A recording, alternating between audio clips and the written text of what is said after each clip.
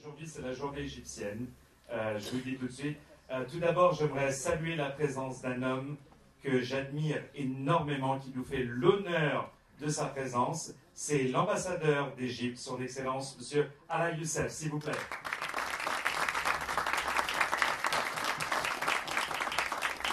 Donc, s'il y a des gens qui veulent un visa pour l'Égypte, on peut le faire tout de suite. On peut le délivrer, direct. Vous avez le tampon? Okay. C'est un honneur de vous avoir, Votre Excellence. Mille merci pour votre présence. Maintenant, mesdames et messieurs, alors celui qu'on va faire venir, c'est simple, c'est l'encyclopédie de l'Égypte en un cerveau. Voilà, c'est un grand monsieur que j'aime et que j'admire. On ne pouvait pas faire une journée sur l'Égypte sans avoir ce monsieur, puisque c'est vraiment la référence. Il a écrit les livres les plus intéressants, les plus importants, sur des sujets qui sont tellement variés. Vous voyez, Bonaparte et Mahomet, cette relation absolument extraordinaire. C'est M. Ahmed Youssef. Mesdames et messieurs, je vous demande de faire un tonnerre d'applaudissements. M. Ahmed Youssef.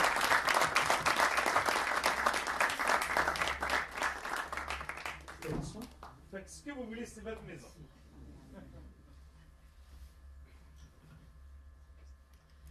Je suis très impressionné par cette présentation, très animé par mon ami David. Merci mon cher David pour avoir organisé ce festival et le dédié à l'Égypte et à l'amitié franco-égyptienne. Je sais que vous êtes très enthousiaste en ce qui concerne tout ce qui touche à l'histoire de Napoléon. Et je vois comment vous animez ça. En vous regardant, je me suis dit qu'effectivement, le mot enthousiaste, il veut dire être en Dieu. Et vous êtes habité par cette force napoléonienne qui montre bien que la légende ne mourra pas.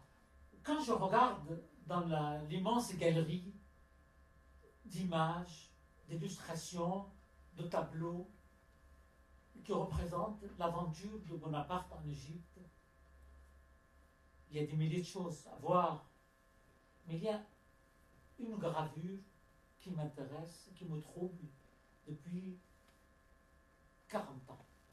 Une gravure d'un grand peintre que vous connaissez certainement et qui s'appelle Jean-Léon Gérôme. Jérôme qui connaissait bien l'Égypte, qui aimait Napoléon, qui a peint plein de choses sur Napoléon et l'Orient, mais notamment deux grandes gravures.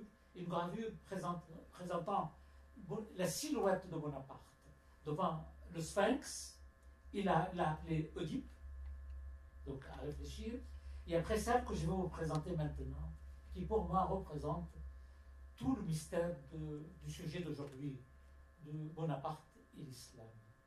Cette gravure de Jérôme, qu'il a dessinée en 1860, on voit Bonaparte sur le mont Mokattam qui se plombe la ville du Caire. Et on reconnaît la silhouette du grand homme, mais regardez bien à ses pieds toute la ville du Caire, en bas, tout en bas. Ça, c'est une montagne qui domine la ville. Mes chers amis, pourquoi cette image me trouble? Parce que je me suis mis dans sa tête. À quoi pensait-il à ce moment-là? A-t-il bien saisi la solennité de l'instant, la dimension de sa conquête? A-t-il pensé à ses prédécesseurs conquérants en Égypte, notamment Alexandre le Grand? Pourquoi le peintre Jérôme l'a mis uniquement en silhouette et en noir, alors qu'à ses pieds, toute la ville du Caire, qu'on a appelée à l'époque, et encore aujourd'hui, la ville aux 1000 minarets, à ses pieds, ça veut dire la lumière, une forêt de lumière, une forêt de minarets, à ses pieds. A-t-il pensé au devoir de traverser, de descendre, traverser cet océan de l'islam pour pouvoir dire qu'effectivement j'ai conquis l'Égypte? C'était le défi pour moi. Après, bien évidemment, l'histoire de l'islam, elle existait avant, dans la tête de Bonaparte, bien avant l'expédition d'Égypte. Ça, c'est une grande surprise. Il connaissait bien l'islam, mais les historiens comme David, Jacques-Olivier Boudon, ils connaissent très bien l'histoire des informateurs, entre guillemets, de Bonaparte et sur l'islam. On a beaucoup parlé des voyageurs français au XVIIIe siècle qui sont partis en Égypte et qui ont publié des livres contenant plein d'informations sur l'islam, sur l'Égypte, l'Égypte de l'époque. Mais pour moi, Bonaparte n'a constitué son trésor d'informations sur l'islam que par les rapports de 2 consuls, 2 diplomates. Et c'est du sérieux.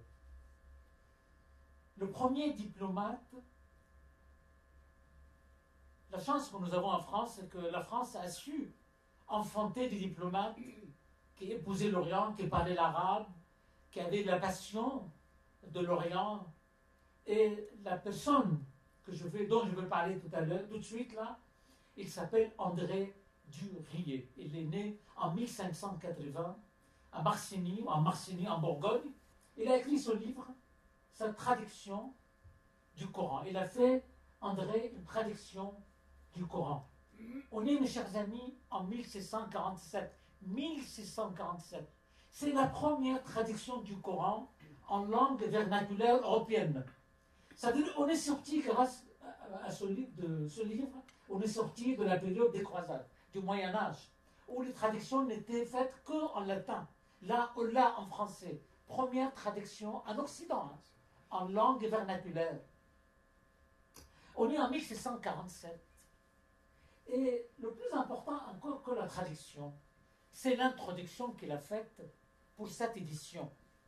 Il a fait une introduction qu'il a appelée La vie de Mahomet. Et quand on lit la vie de Mahomet, 80 pages. Un autre Mahomet qu'on ne connaissait pas en Occident. C'est-à-dire l'image de Mahomet, des croisades, imposteur, amoureux des femmes, la chair, etc., sanguinaire, tout ça, a été complètement éclipsé dans l'introduction de Durillier. Rier, R-Y-E-R. Et d'ailleurs, le livre a été contesté par ce qu'on appelait à l'époque le Conseil des consciences, quel nom horrible, et que le Conseil de conscience a voulu interdire et le livre et surtout l'introduction. En tout cas, pour Bonaparte, le livre va continuer son chemin, il va circuler sur Cap, en France et en Europe, et les traductions en Europe, en anglais, en allemand et d'autres langues, à partir de cette traduction de Durillier, vont circuler en Europe. Pour moi, c'était un livre majeur pour les connaissances sur Mahomet et sur le Coran et à l'époque. Moi, je raconte que le livre Durillier faisait partie de la bibliothèque de Bonaparte dans son navire amiral l'Orient en allant vers l'Égypte. Durillier, donc, était consul de France à Alexandrie et il est resté 15 ans à Alexandrie. Celui qui a succédé à... suivant, s'il vous plaît. A succédé à Durillier un homme, un autre consul, un voyageur, un diplomate, un arabisant, un traducteur infatigable et surtout un auteur historien merveilleux. Regardez bien le titre de son livre 1730. Regardez le nom combien prémonitoire. Regardez comment il l'a appelé. Et regardez surtout les thèmes dans le livre. C'est tout ce qui concerne l'Égypte. Les plantes, les ethnies, la musique, la littérature, le peuple, tout. C'était le livre modèle de ce que Bonaparte va ordonner après et qu'on connaissons tous sous le nom de la description de l'Égypte. Eh bien, c'était la vraie description de l'Égypte. On a la première édition de ce 1730 à l'Institut d'Égypte au Caire. Ces deux livres vont former toute la connaissance de Bonaparte sur l'Égypte et sur le prophète Mahomet. À tel point que lui-même, avant, donc jeune, il a écrit une pièce, une sorte de conte, qu'il a appelé Le Masque Prophète. un texte à lire, très intéressant. Là, on est devant le futur empereur de France et qui est auteur d'un livre qui s'appelle Le Masque Prophète. Bonaparte, pour des raisons politiques que vous connaissez certainement, je n'ai pas besoin de revenir sur les raisons politiques et militaires de la campagne d'Égypte, mais en 2 mots, hein, le but c'était couper la route des Indes aux Anglais. Donc, il prépare en moins de 6 mois la gigantesque armada et surtout, il va en Suisse pour faire plaisir au prince Murat ici présent. Je salue votre présence aussi, Altesse. Et il va en Suisse et il va acheter en Suisse 3 montres. Alors vous allez nous dire pourquoi Youssef me parle des montres de Bonaparte. Ah, cela effectivement a un rapport avec notre sujet. En tout cas, il achète 3 montres chez Breguet, Abraham Louis Breguet. Et que Breguet lui a informé qu'il était en train de fabriquer la toute première montre bracelet pour sa sœur Caroline, qui sera la fameuse Caroline Bonaparte, reine de Naples, Altesse, je ne vous vois pas. Et que Bonaparte part en Égypte avec cette montre. Il arrive à Alexandrie à l'aube du 1er juillet 1798. La montre a été touchée par une balle. Donc elle tombe en panne. Il demande, une fois il a pris Alexandrie, s'il n'y a pas dans la ville un horloger. On lui dit, mais qu'est-ce que c'est un horloger? On ne sait pas. On était encore au temps des sabliers en Égypte. On lui dit, peut-être quand vous serez au Caire. Son consul à Alexandrie lui dit que probablement au Caire. Donc il prend le Caire le 20 juillet, le 21 juillet, après, 20 jours après l'arrivée à Alexandrie, il ne trouve pas non plus d'horloger au Caire. Donc il garde de la montre et cette montre va revenir chez Breguet en 1800 en Suisse. Cette montre existe toujours au musée de Provence en Suisse. Je parle de la montre parce qu'elle aura un impact important sur le cours des événements dont je parlerai à la fin de la conférence. Pour le moment, elle est en Égypte. Enfin, elle est en terre d'islam. Que faire? 3 choses. D'abord, une politique culturelle d'entente avec l'islam. Je ne veux pas entrer dans les détails, le sujet est long. Pour avoir traduit moi-même toute la correspondance de Bonaparte en Égypte, j'ai, mes chers amis, humblement, je dis humblement vraiment, j'ai tous les détails de la relation de Bonaparte avec les Égyptiens que je trouvais dans la correspondance. Et c'est lui qui raconte, hein, donc ce n'est pas ni Ahmad Youssef ni David Chanton. Donc c'est lui qui parle. Et que, donc, on voit très bien son obsession de garder une bonne entente avec les Égyptiens en tout ce qui concerne la religion. Et regardez cet accident quand il a donné l'ordre d'exécuter ses propres soldats qui étaient accusés de violer quelques Égyptiennes au Caire et à Suez. Bien sûr, il y avait un grand débat avec Kléber et le général Bertrand qui refusait. Qu'est-ce que c'est? Vous fusillez les soldats, mais ça risque d'avoir un effet catastrophique sur nos soldats en Égypte. Il a insisté et il a ordonné l'exécution de soldats. Pour vous donner une idée sur son obsession de garder le respect des Égyptiens, car il savait très bien que la religion, c'est quelque chose de très important. Elle crée au Caire 2 choses, 2 institutions. Elle crée le divan, donc dans le divan, le zulima, tous les docteurs de la loi, ils siègent dans ce divan et pour une seule tâche, gouverner l'Égypte. C'est-à-dire qu'ils donnent ici le pouvoir de gouverner le pays aux Égyptiens eux-mêmes pour la première fois depuis les pharaons. Vous savez, les Égyptiens étaient toujours gouvernés malheureusement par des étrangers. Les Romains, les Perses, les Arabes, les Ottomans, voilà. Donc il y a ce Bonaparte qui arrive, qui crée ce divan. Et après, il crée aussi l'Institut d'Égypte. Et là, il met dans l'Institut d'Égypte la fine fleur de la science française, la science moderne. Les deux, le divan et l'Institut, pour moi, sont les deux œuvres majeures de Bonaparte en Égypte. Donc on voit très bien, c'est que cette médaille, avec la fameuse parabole du haut de ces soldats, du haut de ces pyramides, 40 siècles vous contemplent, moi je la préfère beaucoup à plein de tableaux qui ont été faits plus tard. Après, une fois elle est rentrée en France, la monnaie, enfin la médaille, on la trouve aujourd'hui au musée de l'Hôtel de la Monnaie à Paris. Voilà, l'Institut d'Égypte telle qu'elle est aujourd'hui sur la place Tahrir. Et pour vous dire que si la conquête de l'Égypte était un échec militaire, elle était une grande réussite scientifique. La preuve, c'est qu'on a aujourd'hui cette œuvre scientifique française au cœur de la capitale égyptienne. Après ça c'est le côté culturel, scientifique intérieur. Il y a aussi, notamment après le désastre naval d'Aboukir, le 1er août 1798, que Bonaparte a été obligé de mener également une politique d'entente avec les princes de l'islam dans la région.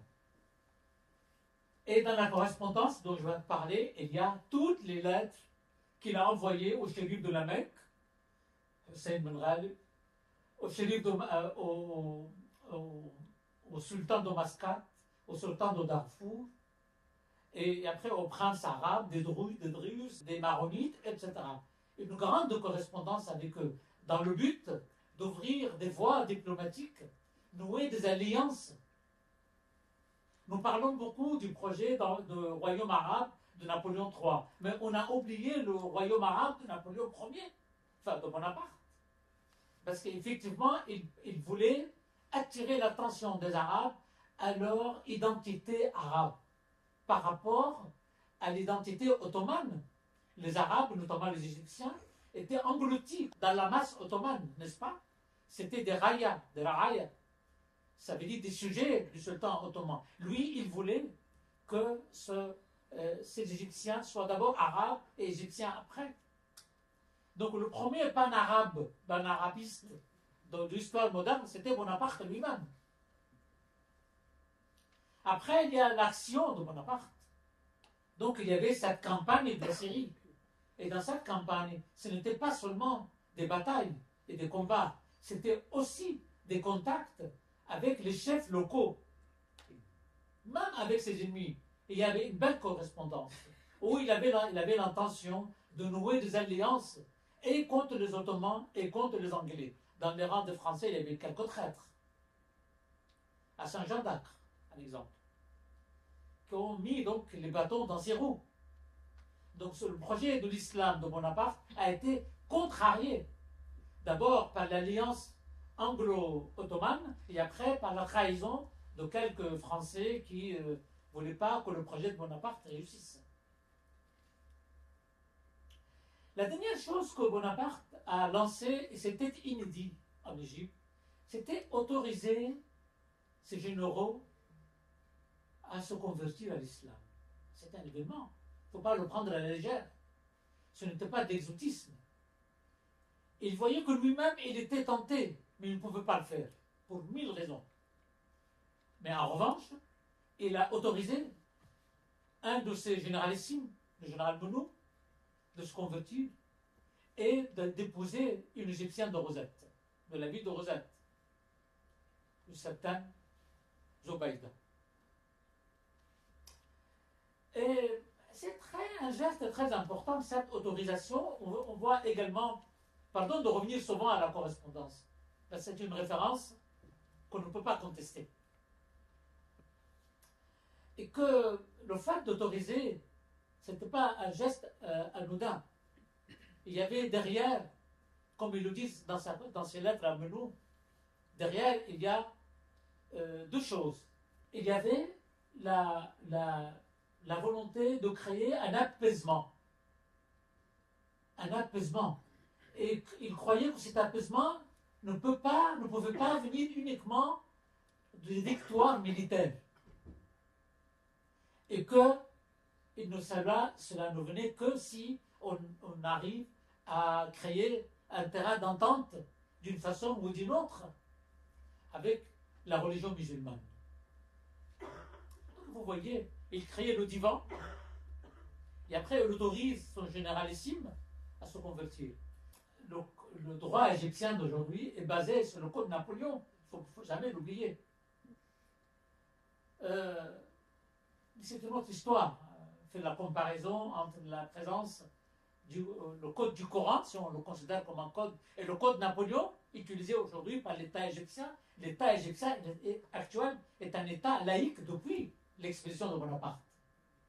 L'État est laïque, l'armée est laïque, moderne, très ouverte sur le monde d'aujourd'hui. Mais le Coran, il est là. On voit très bien que en bas, il y a plusieurs généralissimes convertis. Mais nous, on connaît un peu. Il est mort à Venise en 1810. Il a eu 2 garçons avec cette femme de Rosette. Il est mort en 1810, malheureusement, après 1810. Et donc, elle est partie vivre avec ses enfants à Marseille. Mais oublions un peu Menou. Regardez bien, à la fin, il y a Soliman Sève. Je vous demande de me prêter vraiment votre attention à ce personnage. Soliman Sève, c'est un soldat de l'armée de l'Empire. Il a fait toutes les guerres du Premier Empire. Et après, au lendemain de Waterloo, il ne pouvait plus vivre en France sans Napoléon. Donc il va en Égypte et là, il rencontre Mohammed Ali. Il s'appelait Joseph Antelme Sève. On voit Sève là à la fin. Lyonnais. Il est très respecté à Lyonnais. Quand on entre au musée de Lyonnais, on trouve son buste. Mais Sève, c'était un vrai militaire. C'était quelqu'un qui ne savait pas sourire. D'ailleurs, il le dit lui-même dans son journal. Et qu'il ne pensait qu'à une seule chose, à Napoléon. Donc, il en parle avec Mohammed Ali. Mais qui c'est Mohammed Ali? Eh bien, mes chers amis, Mohammed Ali, c'est lui qui a succédé à la France, enfin à l'armée française en Égypte. Et Mohammed Ali disait que je n'ai pas succédé au Pacha, Khorshid Pacha ottoman. C'était le Pacha ottoman du Caire. J'ai succédé à Bonaparte. Comme Napoléon disait que je n'ai pas succédé à Louis XVI, j'ai succédé à Louis XIV. Ben, c'était pareil. Et que ce qui est important, c'est qu'il y avait une alchimie qui a pris vite entre les 2 hommes, entre Mohammed Ali Pacha d'Égypte, modernisateur, et c'est grâce à ce Français, soldat du Premier Empire, que Mohammed Ali va s'adresser à la France pour avoir la science française comme modèle pour moderniser le pays. Mais le colonel Sève, mes chers amis, il va se convertir à l'islam. Pourquoi? Il va se donner le nom de Suleiman, qu'on trouve ici. Pourquoi? Parce que Mohammed Ali voulait le désigner chef d'état-major de son armée. Et donc il se convertit à l'islam. Et c'est avec l'armée que Suleiman Pacha et son fils Ibrahim, le fils de Mohammed Ali Ibrahim, ils vont conquérir le même espace géopolitique du Moyen-Orient que Bonaparte voulait conquérir. Le même. Créer un empire égyptien arabe. Sur le modèle de Bonaparte. La faute de Mohammed Ali sur l'ambassadeur, c'est très important. La faute de Mohammed, enfin, c'était la faute d'Ibrahim Pacha, au fond, quand on regarde la correspondance entre Mohammed Ali et son fils Ibrahim et Suleiman Pacha, qui était donc le chef d'état-major, que Mohammed Ali leur a demandé de ne pas franchir les frontières de l'Empire ottoman. Il était sage, il était perspicace et il savait que si les armées égyptiennes franchissent les frontières, eh bien il va avoir à dos et les Autrichiens et les Russes et les Anglais. Ce qui était effectivement le cas. Et Ibrahim Pacha et Suleiman, son chef d'état-major, ont effectivement été aveuglés par leur victoire écrasante sur les Ottomans à Nizib et ailleurs. Et après, ils ont franchi les frontières et ils sont arrivés jusqu'aux portes d'Istanbul. Et là, bien évidemment, les puissances étaient très inquiètes qu'il fallait arrêter cette déferlante égyptienne créée par Ibrahim Pacha et par son français. Et que quand je regardais la correspondance, j'ai vu que Thiers, qui était le président du Conseil, il voulait lancer les armées françaises pour soutenir les armées égyptiennes et conquérir Istanbul. Et là, Louis-Philippe était très sage. Il dit non, non, non, si on fait ça, on va avoir l'Angleterre à dos et ça va être très mauvais pour la France. Ce Français devenu musulman, chef d'état-major, il amène Ibrahim Pacha en 1845 à Paris. Regardez bien ça. D'abord une visite à Saint-Cyr. C'est normal, parce que c'était l'école de prestige militaire de l'époque. Elle est toujours, je crois. En tout cas, j'espère. Et surtout, tous les deux allaient sur la tombe de Napoléon Ier. C'était la première fois que deux personnages de cette envergure, notamment Ibrahim Pacha, qui allait devenir après Pacha d'Égypte. À son retour en Égypte, il va prendre la succession de son père. Il est aux Invalides, au pied de la tombe de Napoléon. Il n'y a pas là une filiation dans le temps, et que cette conversion à l'islam était de la part de Bonaparte, n'était au fond un projet de rapprochement.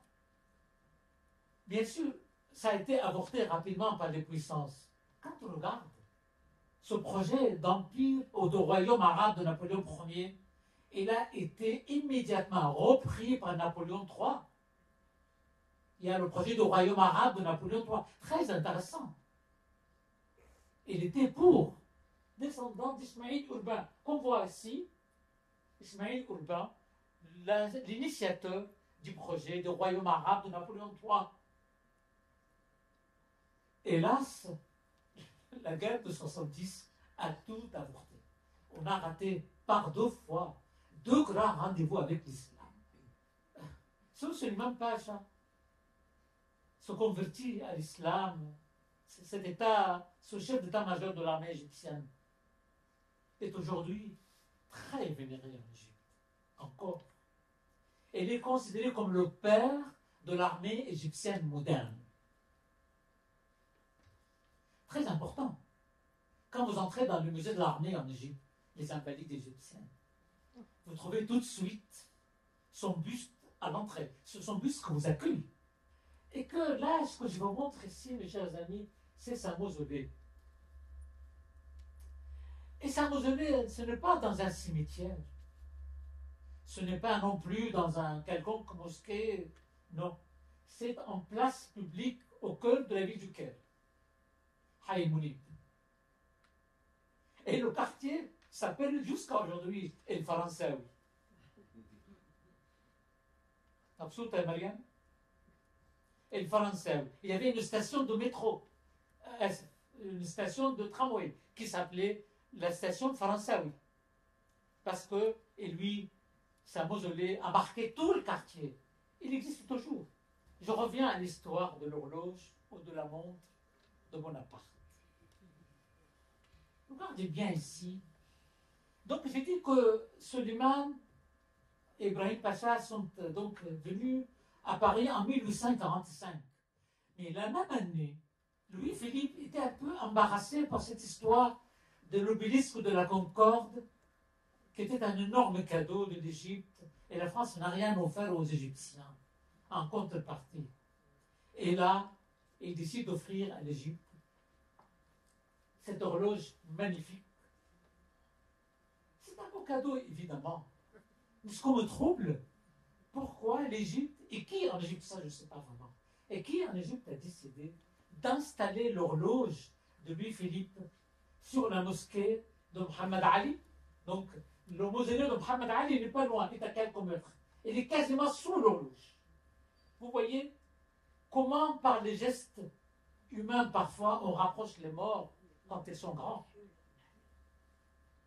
Pas seulement, mais aussi cette horloge qui n'a jamais marché, d'ailleurs, c'est pas grave. Victor Hugo disait que chaque pierre en Égypte est un réservoir de silhouettes d'hommes illustres. Dans ce quelques mètres carrés, il y a Bonaparte, il y a Louis-Philippe, il y a Saladin, il y a Mohamed Ali. Si Bonaparte, par le miracle de la postérité, a raté son rendez-vous avec l'islam, cette horloge nous rappelle que l'heure de l'entente n'est pas très loin si nous travaillons et qu'il y a beaucoup encore de choses à faire. Je vous remercie. Bravo.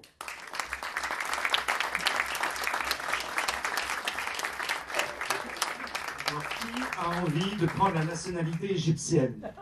Mesdames et messieurs, qui a envie de faire partie de ce peuple absolument extraordinaire? Extraordinaire. Merci, mon cher ami. Je vais te débarrasser de tes choses. Voilà. Alors, la première question que j'ai à te poser, avant qu'on donne la parole pour un Q&A avec le public, question simple et naïve. Est-ce que Napoléon était une bonne chose ou une mauvaise chose pour l'Égypte?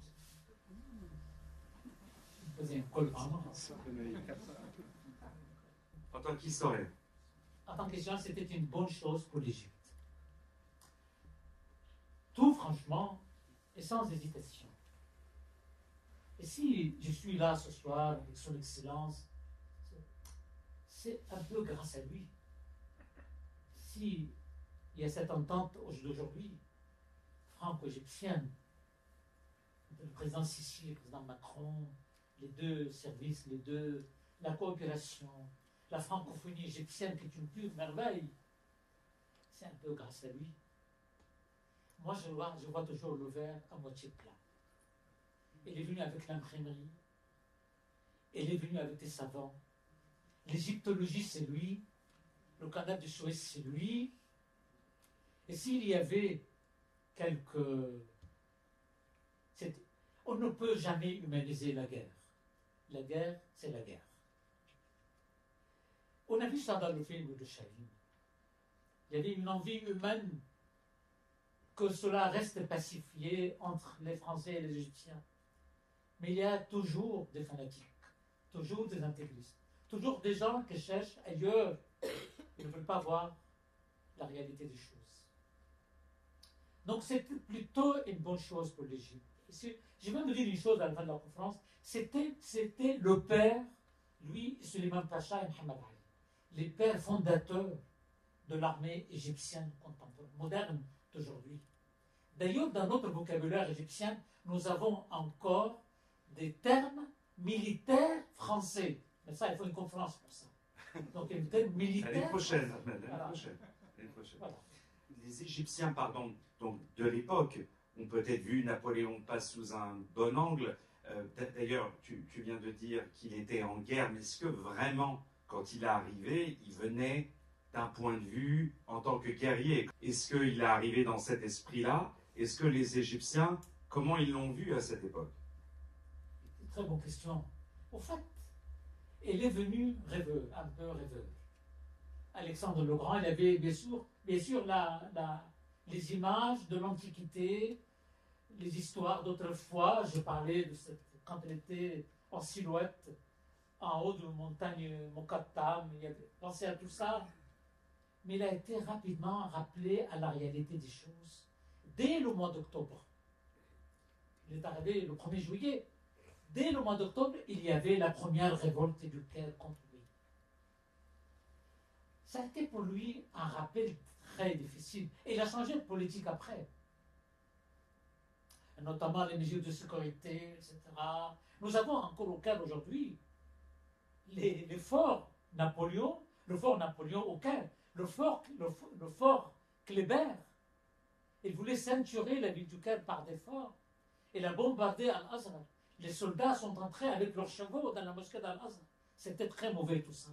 Et ça a laissé des mauvaises traces. Mais comme je viens de le dire, c'était la réalité des choses. Et que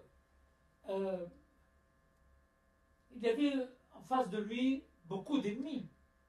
Et il y avait d'abord les Ottomans, alliés aux Anglais, tous les deux, maintenant contre lui. Et il y avait les Mamelouks, Mourad Bey qui s'est enfui dans le Saïd, dans le sud, qui faisait mener une guerre, une guérilla contre lui. Et après, il y avait des fanatiques. Je vous rappelle que Kléber sera assassiné par un fanatique syrien qui faisait des études à Lazare. Donc la réalité était là, malheureusement. Et qu'on a réussi un peu plus tard, grâce à Mohamed Ali, à prendre de l'expédition que l'aspect positif, à savoir la science moderne, la culture, la coopération avec la France. C'est très important. Wow, quelle belle réponse. Merci. Quelle belle réponse. Vous devriez être historien, je pense. Alors, il y a une scène absolument prodigieuse. D'abord, pour ceux qui ne savent pas, nous avons la productrice historique du film Adieu Bonaparte, qui est venue spécialement d'Égypte, Madame Marianne Khoury. Marianne, qui est juste là-bas. Donc, Marianne, bravo, bravo. Alors, il y a une scène absolument extraordinaire, et je m'excuse pour le manque d'éducation que j'ai sur l'islam et sur pas connaître bien la religion, mais j'ai envie de bien la connaître, donc je m'en excuse. Il y a une scène qui était très belle, que j'avais pratiquement oubliée, où celle où Napoléon, vous savez, il fait comme ça, il danse, et après il va comme ça, avec un rythme absolument extraordinaire. Qu'est-ce que c'est exactement, si tu peux nous dire, qu'est-ce que c'était? C'est une prière, c'est un rituel, et pourquoi Napoléon a choisi d'en faire partie, s'il te plaît? C'était cette scène que Chahine a donc empruntée pour son film. C'était la fête de Moulid du prophète, c'était la naissance du prophète. Donc il organise, d'abord il ordonne que cette fête soit financée par le trésor de la République. 2.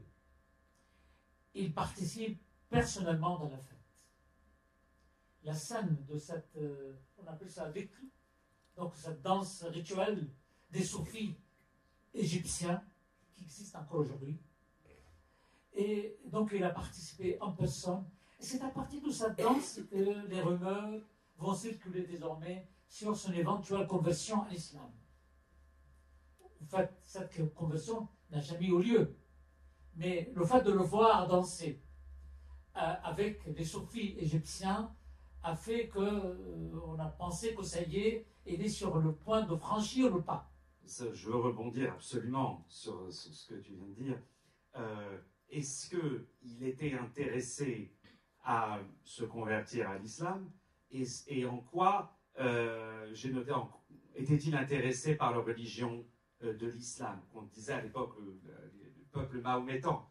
Qu'est-ce que tu peux nous dire par rapport à lui, intéressé par l'islam? Parce qu'on l'a vu dans la formidable conférence avec mon ami David Chantran, qu'on a eu la semaine dernière sur Napoléon et les Juifs, où il a voulu comprendre et connaître le judaïsme, comment ça marchait. Est-ce qu'il a fait la même chose par rapport à l'islam? Il a voulu comprendre, connaître, il avait une sorte de conseiller, si je peux me permettre, qui lui disait, est-ce que tu peux nous dire? Oui, oui, bien sûr. Donc je parlais dans ma conférence du divan. Donc il a créé en Égypte le divan.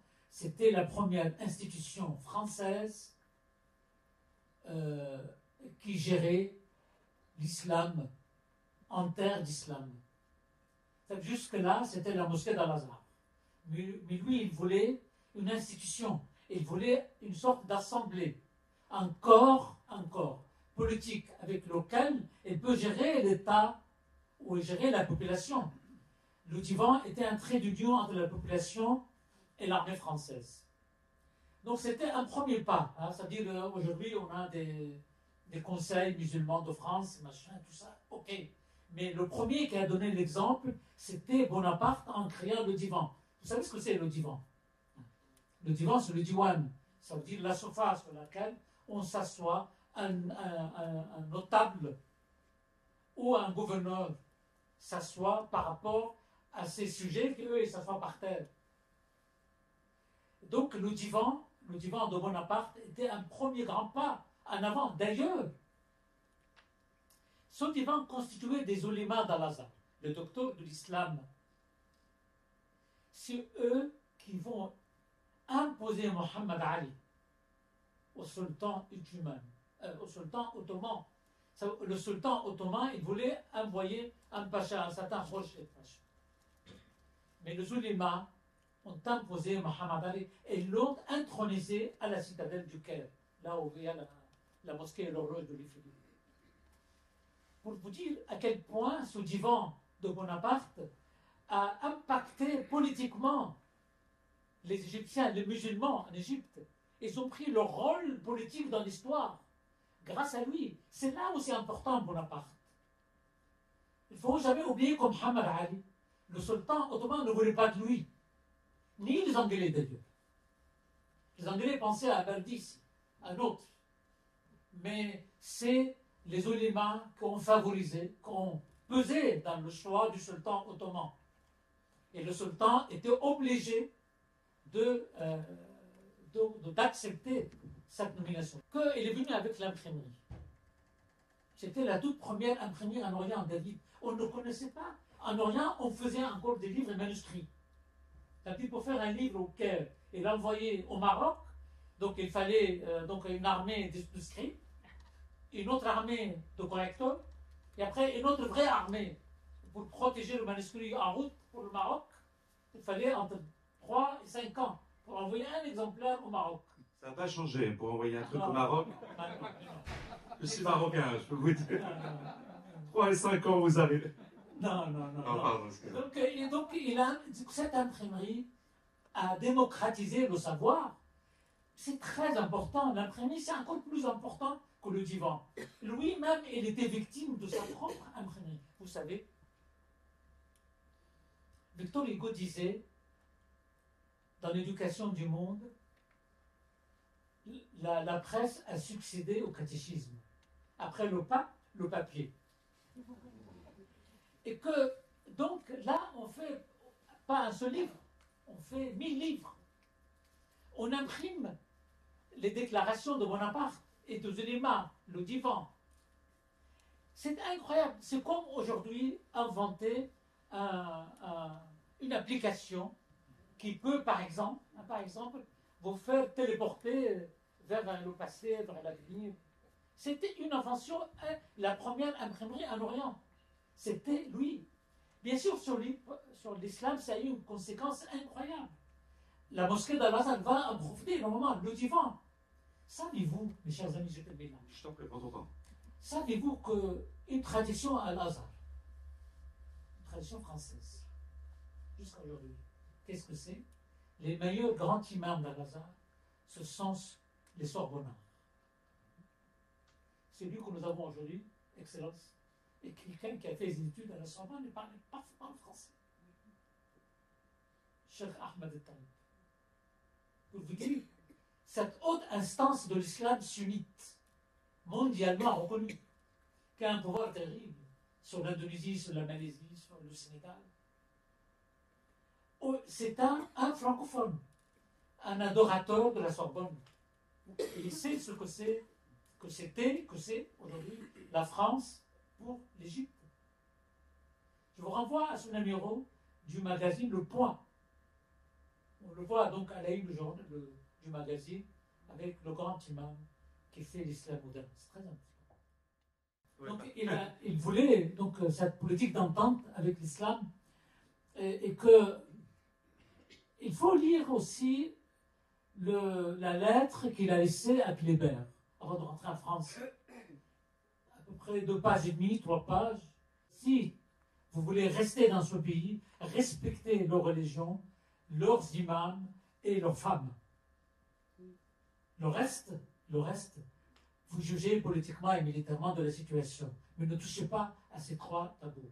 Donc tout ça est très important et montre bien que bien plus tard, la politique, avec notamment les Juifs, et montre bien qu'il voulait apaiser, il voulait créer un apaisement. Merci. Est-ce que c'est entre apaisement et assimilation. Est-ce que c'était ce qu'il voulait faire aussi ou pas? Non, c'est pas la même chose. L'apaisement précède l'assimilation. Ah. Il faut d'abord apaiser et après créer l'assimilation. Qui est Ali Bonaparte? Ah oui, d'accord. En fait, Bonaparte a eu beaucoup de titres en Égypte.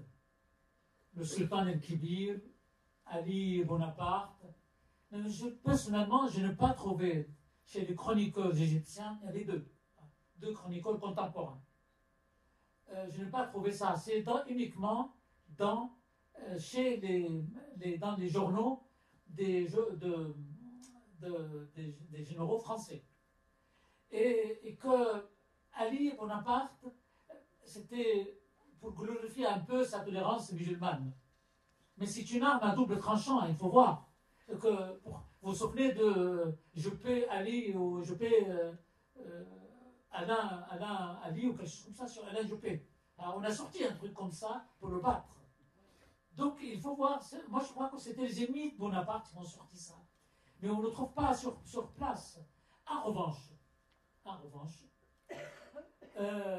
on a en Égypte les procès-verbaux de ces réunions de divan. Et on voit très bien qu'il demandait toujours à son traducteur de lire devant lui les versets du Coran pour qu'il puisse lui-même les reciter en arabe devant les imams de l'islam, devant les ulémas. Il y avait là une recherche d'authenticité et surtout de crédit. Il voulait avoir un certain crédit aux yeux des ulémas. C'est très important politiquement pour lui. C'était un pragmatique. C'était un pragmatique. Et il voulait créer ce que je viens de dire, donc un apaisement. Et il voulait donner l'exemple. L'histoire de l'exécution de ces soldats nous montre bien que ce n'était pas une rigolade. C'était quelqu'un qui avait la force et la personnalité. Parce que beaucoup de ces généraux étaient contre cette exécution. Et il s'est imposé à eux, bien évidemment. Wow, ok, bravo. Alors, est-ce qu'il se prenait aussi comme, j'allais dire, une sorte de messie vis-à-vis des musulmans, comme il a voulu le faire avec les Juifs, où il a voulu montrer qui venait en tant que libérateur, que c'était l'envoyé de Dieu? Est-ce qu'il avait fait ce genre de choses? Il dit, quant aux mal intentionnés et à ceux qui seraient rebelles à ma volonté, faites-les-moi connaître. Dieu m'a donné la force pour les punir. Ils doivent savoir que mon bras n'est pas faible. Est-ce qu'il n'y avait pas le côté qu'on a beaucoup reproché à Bonaparte, aux deux, Napoléon et Bonaparte, disons le côté un peu mégalo, que voilà, il se prenait un peu pour un envoyé de Dieu. Comment ça s'est répercuté justement dans l'islam? En fait, il avait un argument de taille devant le ulémas. Il disait que si ma venue était contre la volonté d'Allah, il m'aurait empêché de venir. Or, il m'a laissé venir. Donc, c'était la volonté d'Allah. Donc, tout de suite, bien évidemment, personne ne peut contester la volonté d'Allah. Il était là. Il y a beaucoup de malice dans l'histoire, bien évidemment. Et que je suis en train de lire la correspondance du général Menou avec le général Berthier, qui était le chef d'état-major de Bonaparte en Égypte, mais qui va devenir plus tard le ministre de la guerre. Et c'est vraiment, il y a de quoi faire 5-6 livres. Très intéressant par rapport à l'islam, la conversion de Menou, la femme de Menou, etc. Donc, il faut avouer qu'il a gagné la confiance des ulémas. Mais c'était aussi, ça dépendait aussi de la situation politique du pays. Si politiquement le pays est stable, sous Bonaparte, donc ça allait très bien. Mais si, vous savez, je vais vous faire une confidence. Je ne parle pas beaucoup de ça, je ne sais pas pourquoi, mais c'est comme ça. Avant de partir en Égypte, il s'est mis d'accord avec Talleyrand sur une chose. Que lui, il va en Égypte avec l'armada, et en même temps, au moment où l'armée part de Toulon, Talleyrand prend la route d'Istanbul et va rencontrer là, le sultan ottoman pour le prévenir de la campagne. Et que l'Égypte n'est pas une proie à apprendre par les Français. Elle restera ottomane. Et c'est provisoire. Or, Talleyrand n'a jamais fait le voyage à Istanbul. Pourquoi? Parce qu'il voulait que Bonaparte reste en Égypte. Mais c'était dans l'intérêt. Alors pourquoi est-ce il était d'accord ainsi que le On directoire? voulait qu'il reste en Égypte. On ne voulait pas de lui vraiment. Mais moi, d'accord, je vois pas. Mais le directoire, pourquoi est-ce qu'il aurait... Bon, moi je pense pas, quand vous voulez vous débarrasser de quelqu'un, vous lui envoyez pas tous ses meilleurs généraux, y compris Monsieur Murat, y compris Junot, etc. Et la meilleure cavalerie, les meilleures, l'élite de l'armée française. Est-ce que vraiment peut-être le directoire, moi je pense ils voulaient vraiment l'envoyer, mais Talleyrand, il était... Alors, tu peux nous dire la position de Talleyrand là-dessus? Talleyrand, il était ce qu'il était. Le diable boiteux, vous le connaissez mieux que moi, et qu'il jouait un jeu incroyable. Il pensait que l'heure de Bonaparte n'était pas encore venue. Et que la situation ne permettait pas à ce généralissime qui avait 28 ans encore, pas encore 29 ans. Hein. Là, on est en 1797, vainqueur d'Italie, auréolé de gloire, à 28 ans, 27 ans, 28 ans. C'est terrible. Et que Menou et Kléber avaient 2 fois son âge en Égypte. Et que, donc, on voyait, et sa popularité, on voyait très bien que c'était pas encore, son heure n'était pas encore venue. Il fallait donc s'en débarrasser.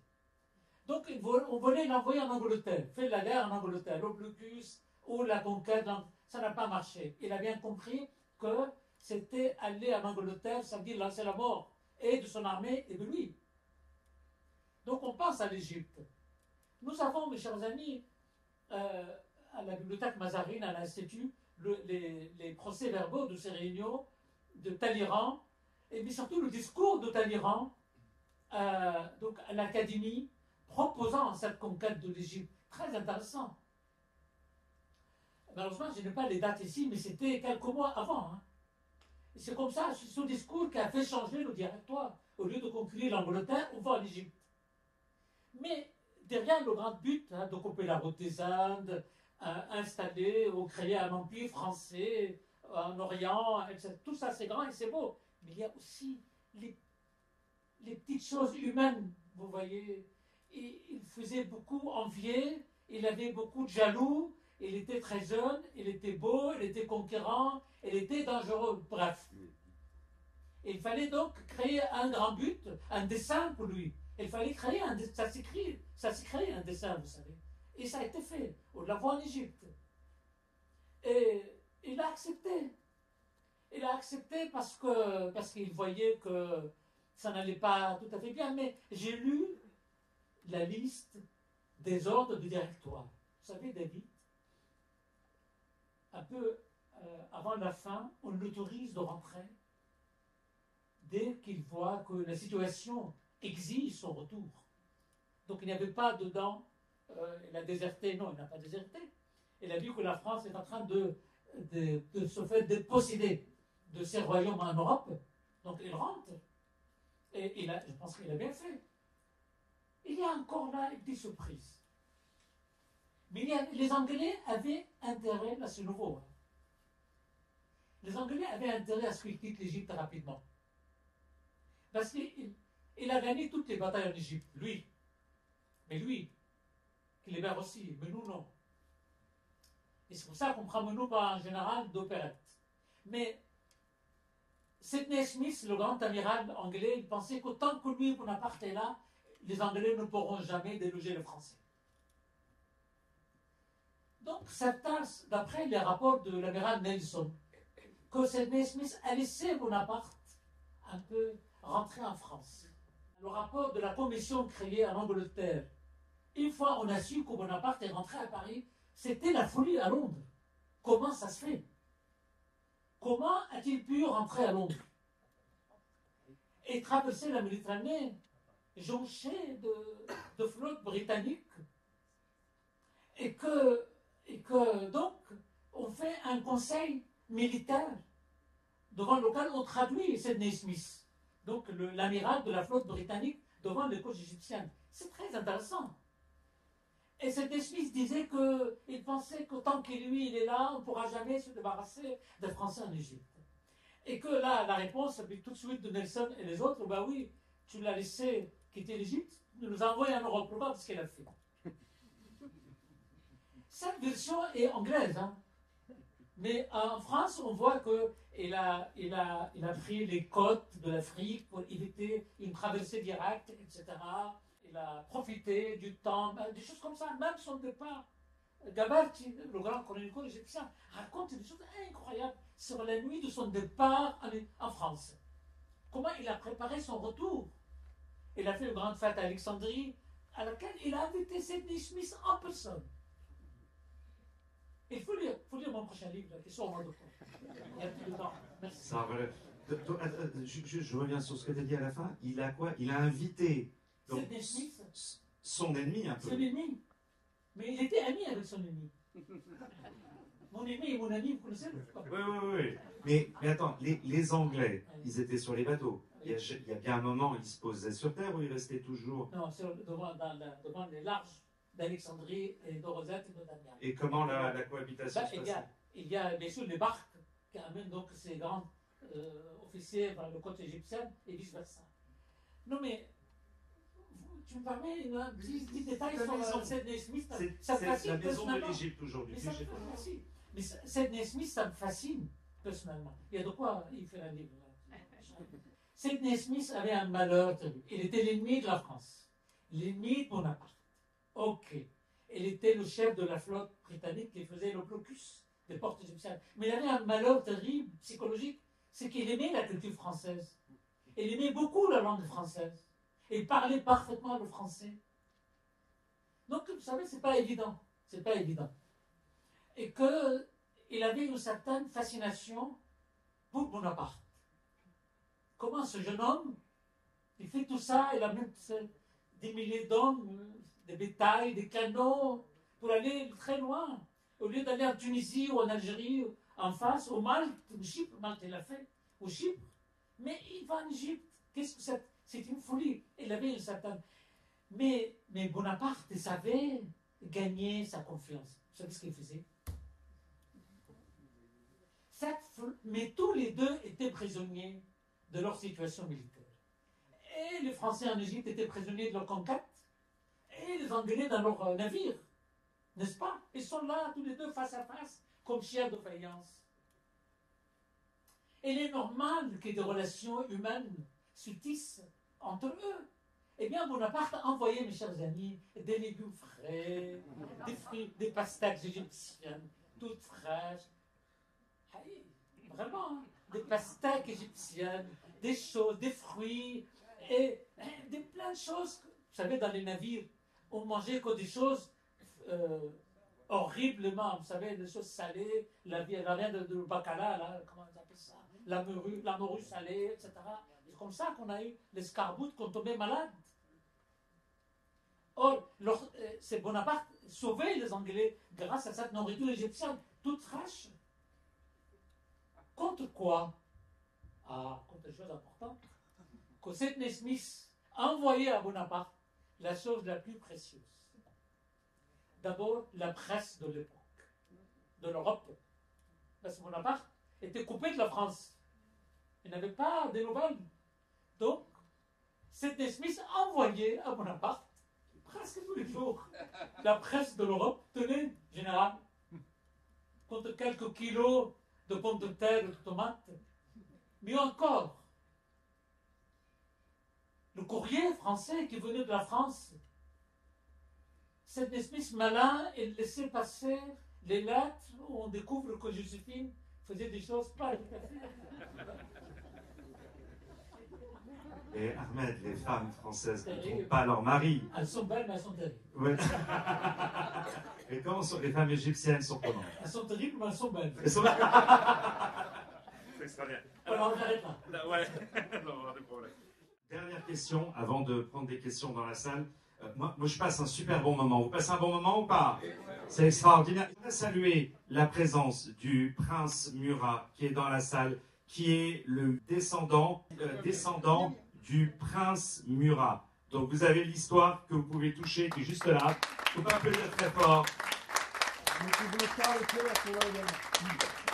Merci beaucoup. Et qui est, puisque Murat était marié avec la sœur de Napoléon, Caroline. Le Murat, Altesse, il faut le savoir, était donc un des généralissimes de Bonaparte en Égypte lors de sa confiance avec Caffarelli. Il y avait donc Caffarelli et Murat. Et quand on regarde sur place, dans les batailles, c'était, comment dirais-je, l'initiateur de toutes les victoires. Et quand on regarde la dernière bataille de Bonaparte en Égypte, la bataille d'Aboukir terrestre, cette bataille, il y avait, je crois, 60 000 Ottomans devant 15 000 ou 14 000 Français. Donc c'était perdu d'avance. Mais c'était Bonaparte qui était là. À côté de lui, il y avait Murat, et Murat lui a dit « Je fonce d'abord avec ma cavalerie ». Pas seulement il a déstabilisé cette gigantesque armée ottomane, mais il prend comme otage, comme prise de guerre, le chef de l'armée ottomane, Mustafa Pacha. Et il retourne à Bonaparte, dans le camp de Bonaparte, avec sa prise de guerre. Je vous dire à quel point, d'ailleurs, au retour de Bonaparte en France, dans son bateau, il n'y avait pas peu de monde, hein, mais il y avait surtout le général Murat tout près avec lui. Pour vous dire à quel point c'était... il y avait à Alexandrie, je termine avec ça, jusqu'aux années 70, dans un quartier à Alexandrie qui s'appelait Rojdi. Et une rue qui s'appelait la rue Murat. Donc, pour vous dire à quel point on vénérait le général Murat dans le pays. L'égyptologie est née grâce ou avec cette campagne d'Égypte. Ça fait le plaisir à Jacques-Olivier Boudot, qui préfère appeler la campagne d'Égypte par l'expédition. Mon dernier livre, madame, il s'appelle Le capitaine Bouchard, c'est un inconnu qui a découvert la pierre de Rosette. Où je raconte l'histoire de la découverte par cet officier qui n'est pas connu. On connaît Champollion, mais pas Bouchard. Effectivement, cette découverte a créé cette science qui s'appelle l'égyptologie aujourd'hui. Mais je voudrais vous dire que Champollion ne faisait pas partie de la campagne. Je crois qu'il avait 10 ans. Je crois qu'il avait 10 ans pendant la campagne et que donc il était encore très jeune. Cette découverte de la pierre de Rosette ne viendra que en 1822. Donc il va falloir attendre 22 ans. Vous voyez. Ce qui est bien dans l'histoire, c'est qu'au moment où Bouchard a découvert la pierre de Rosette, le 19 juillet, à la ville de Rosette, c'était au moment où Bonaparte menait cette bataille avec Murat contre les Ottomans à Aboukir, à peu près à 30-40 km de Rosette. Et Bouchard racontait qu'il entendait le coup de canon de Bonaparte depuis Rosette. Pour vous dire, pour faire le lien entre les deux. Mais donc, l'égyptologie, effectivement, est une des conséquences heureuses de la campagne d'Égypte. Monsieur Youssef, merci mille fois pour cette conférence, c'est absolument formidable. Alors, comme c'est la journée de l'Égypte, on a parlé de Napoléon, de l'expédition et de la campagne d'Égypte. Napoléon III et l'Égypte. Napoléon III et l'Algérie, on sait que cette incroyable aventure, cette chance manquée par la République. Napoléon III avait d'excellentes relations avec Ismaïl Pacha, donc le khedive d'Égypte. Il l'avait reçu à Paris en 1860. Et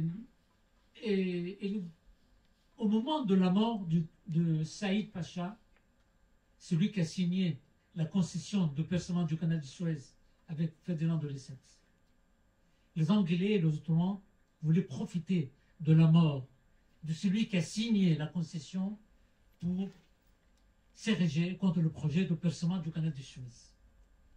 Et là, Napoléon III demande d'aimer pour sauver le projet du canal de Suez, demande de l'aide de l'émir Abdelkader. Abdelkader, qui donc était de retour de la Mecque, faisait le pèlerinage à la Mecque, elle s'arrête à Suez et il rencontre Ferdinand de Lesseps, le Khedive Ismaïl et des représentants de Napoléon III. Et l'émir Abdelkader décrète une fatwa qui disait que le canal de Suez, le percement du canal de Suez est bon pour l'islam, parce que ça pourrait favoriser le commerce de l'islam, faciliter le voyage de pèlerins vers la Mecque. Donc il faut continuer le percement du canal de Suez. Et c'était grâce à Napoléon III. Cette fatwa a été faite grâce... On a la photo de cette rencontre à Suez. Je pourrais vous l'envoyer après. Il y a ça. Et après, bien évidemment, pour les festivités, pour les célébrations de l'inauguration du canal, et j'arrête là, lui, il ne pouvait pas venir pour une raison que vous connaissez. C'est que les préparations de la guerre avec la Prusse battaient son plein. On est là au mois de novembre 1869.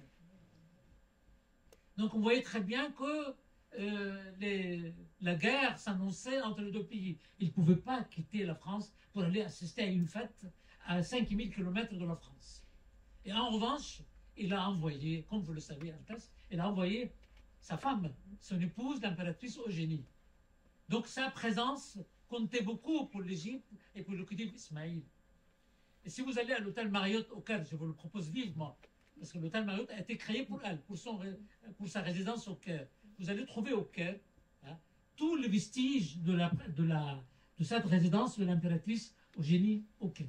Tout ce que je peux résumer très rapidement, mais il y a beaucoup d'autres choses, du rapport de Napoléon III, qui était un grand homme, malheureusement un peu méconnu, un grand homme, et pour la France, mais aussi pour l'Égypte. Et si le canal de Suez existe aujourd'hui, c'est grâce à lui. Je rappelle que le Figaro fait un spécial Napoléon III qui est absolument extraordinaire. Un grand lecteur de Figaro. Non, moi qui préfère Napoléon Ier au III, j'ai aimé. Il va de soi, évidemment, que dans les rangs de l'armée française, il y avait des Égyptiens qui travaillaient. Il y avait d'ailleurs, c'est une chose à creuser encore, qui me fascine beaucoup, un tout premier bataillon égyptien. Il avait créé le régiment des dromadaires, et après un bataillon grec, et après un bataillon égyptien. J'ai la liste des noms des Égyptiens qui allaient donc s'inscrire dans ce bataillon. C'était une première en Égypte. Vous savez, pour l'Égyptien de l'époque, c'était le fallah. C'était celui qui faisait l'agriculture, point final. Mais lui, il voulait en faire une armée. Donc, pour votre question, effectivement, puisqu'il avait la peste, elle a touché beaucoup de monde, dont les Égyptiens qui étaient là. Est-ce qu'il était content d'y aller en Égypte? Parce que mine de rien, peut-être qu'il n'avait pas envie. Est-ce qu'il avait envie de se dire, tiens, c'est une bonne chose, je préfère rester moi plutôt en France, c'est mieux pour moi, je viens de rentrer d'Italie, j'ai la côte, comme on dit, vous voyez.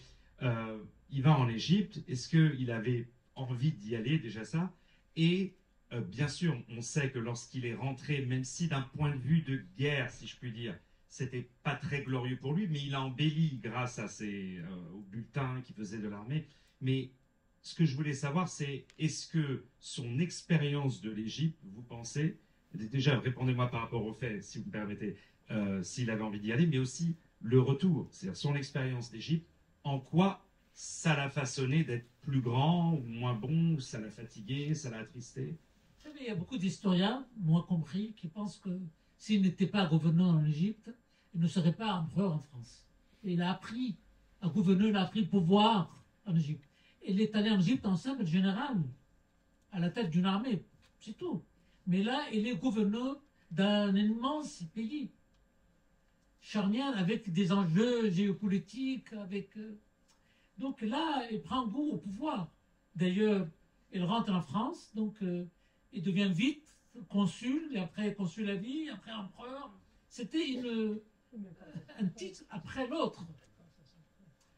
Et quand on lit les mémorials de Sainte-Hélène, effectivement, il parle avec un peu de nostalgie de cette campagne d'Égypte.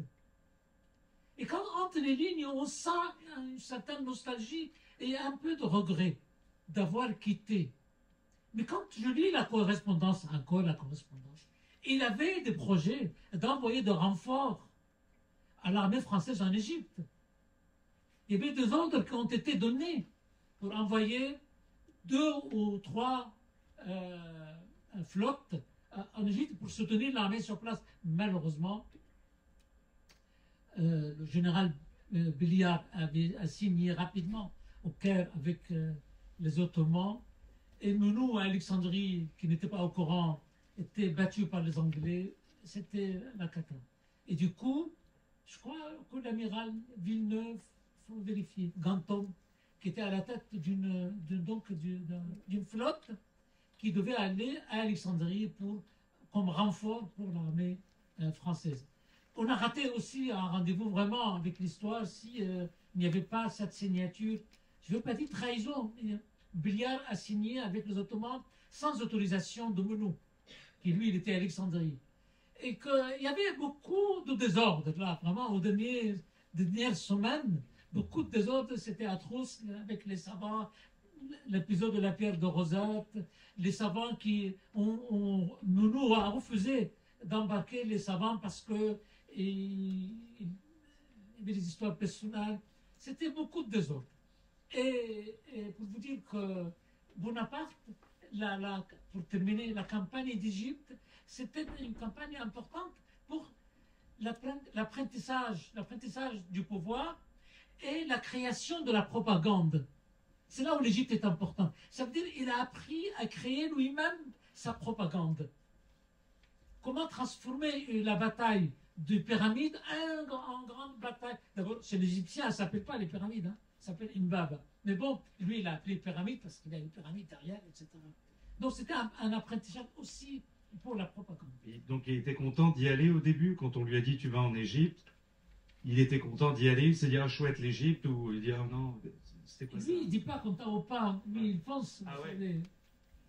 Je n'ai pas de texte qui me dit qu'il était content, mais quand je regarde avec quelle minutie et quelle précision et maîtrise et préparer l'armée dans le secret, parce qu'il fallait garder le secret, n'est-ce pas? Notamment dans la correspondance avec le directoire, il n'y avait pas le mot Égypte. Il n'y avait pas. Au départ, on appelait ça l'armée de la Méditerranée. Et c'est comme ça que les Anglais, Nelson, a appris qu'effectivement, il y a une armée française en Méditerranée, mais il ne savait pas où. Et après, un peu, on s'approchait de la date de départ, on appelait l'armée d'Orient. Ah, donc ça va être l'Orient. Et en route vers Alexandrie, un peu avant Alexandrie, c'était dans la correspondance l'armée d'Égypte. Eh bien, on peut faire un tonnerre d'applaudissements pour Moussa Ahmed Youssef.